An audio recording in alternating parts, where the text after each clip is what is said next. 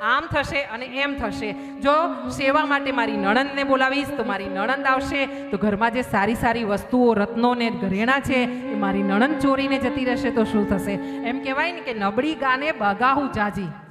હા, એટલે જે માણસ તર્ક ને વિતર્ક કરે ધર્મની બાબતમાં એને ક્યારેય પછી આગળ મંગલ થાય નહીં. આમ વિચારતી હતી તેવા સમયે એની બહેન આવી છે. હવે ધૂંધલીની બેન પણ ધૂંધલી જેવી જ હોય, એટલે ધૂંધલીની બેને એને સલાહ આપી છે કે જો બેન મને તો લગભગ ગર્ભ રહી ગયો છે અને મારું જે બાળક છે હું તને આપી દઈશ, તારા ઘરે પૈસાની ખોટ નથી, તું મને અમુક રકમ અમુક ધન મને આપજે અને આમ કરવાથી ધન મને મળી જશે. મારા ઘરે ધનની તકલીફ છે, તારા ઘરે સંતાનની તકલીફ છે, બંનેની તકલીફ દૂર થશે. પૂરા મહિને જ્યારે બાળક આવ્યું ત્યારે નાટક કર્યું સગર્ભા હોવાનું આત્મદેવની સામે, અને પછી જ્યારે બાળક આવ્યું ત્યારે આ આત્મદેવને કહેવામાં આવ્યું છે કે આપણા ઘરે પુત્રનો જન્મ થયો છે.